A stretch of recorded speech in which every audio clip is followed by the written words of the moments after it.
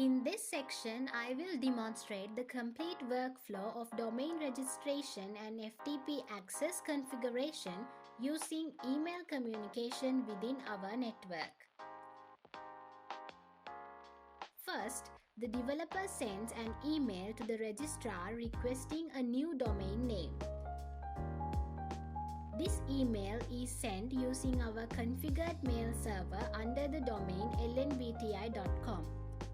At this stage, the registrar server is our DNS and DHCP server with the IP address 10.20.30.51. The registrar logs into the mail account and checks the received request email. Before this process, we had already created a DNS A record inside the DNS server. The A record maps to the domain lnbti.com, where the web server IP address 10.20.30.54. After confirming the DNS configuration is correct, the registrar replies to the developer confirming that the domain has been successfully registered.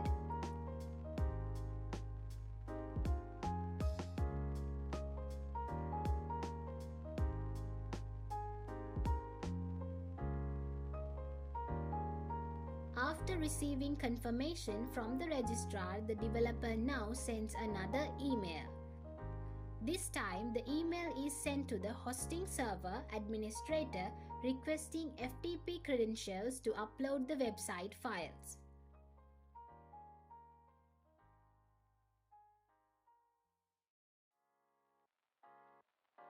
The hosting administrator logs into the mail account and checks the developer's request.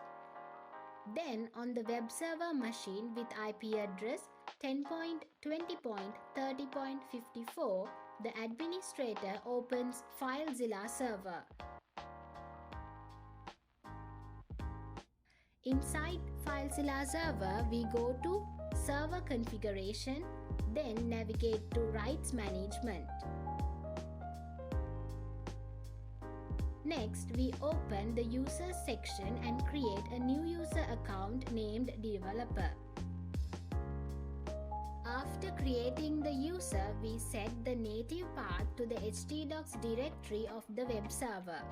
This ensures that the developer's uploaded files will be stored inside the webroot directory. We then assign the necessary permissions including read and write access.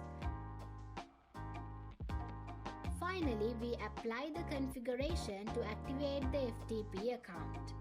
After successfully configuring the FTP account, the hosting administrator sends an email reply to the developer with the FTP login details.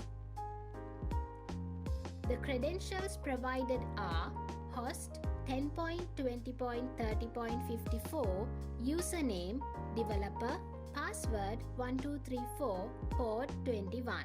This allows the developer to securely connect to the web server and upload website files. This completes the full workflow.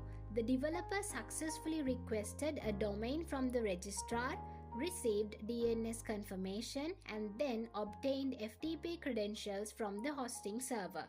This demonstrates the integration of mail server, DNS server, and FTP server within our network infrastructure. Now we will move to the database configuration. Remote access setup and website deployment process integrated with our network infrastructure. First, on the MySQL server with IP address 10.20.30.53, we created a new database named StudentDB. Inside this database, we created a table called Students to store student records required for our web application.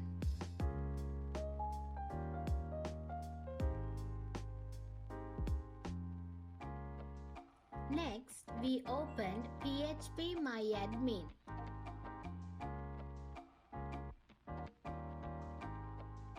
We navigated to user accounts and selected Add New User.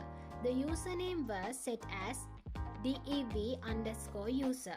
For the hostname, we entered the % symbol, which allows access from any host within the network. We set the password and confirmed it.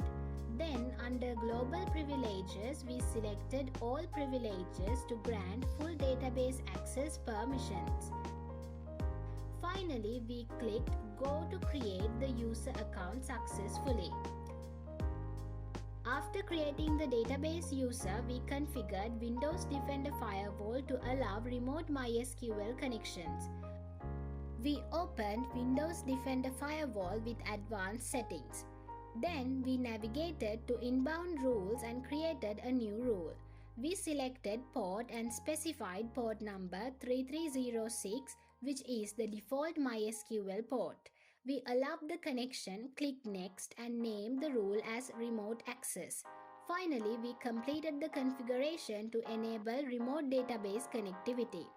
Next, the developer configured the database connection file inside the website project.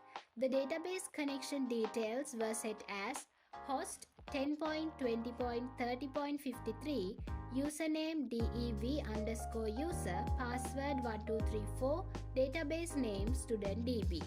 This allows the web application to connect to the remote MySQL server. Now the developer opened FileZilla client to upload the website files using the FTP credentials provided earlier. We clicked Quick Connect and successfully established the FTP connection. Then we uploaded the website project files into the htdocs directory of the web server. After uploading the files, we moved to the client PC. In the web browser, we entered http://lnbti.com. The website loaded successfully through the DNS resolution, confirming that our web server and DNS configuration are functioning correctly. Finally, we demonstrated the CRUD operations of the web application. First, we created a new student record. Next, we edited an existing student record and confirmed the update. After that, we deleted a student record. And finally, we displayed all student records to confirm the read operation. This proves that full CRUD functionality is working successfully between the web server and the remote MySQL database server. In conclusion, we successfully configured and integrated DHCP, DNS, mail server, FTP server, web server, and MySQL database server within our network. We demonstrated domain registration through email, created FTP access for hosting, configured remote database connectivity, and deployed a dynamic website. Finally, we verified full CRUD operations using the domain lnbti.com, confirming that all services are properly connected and functioning correctly. With that, we conclude our playlist. Thank you for watching.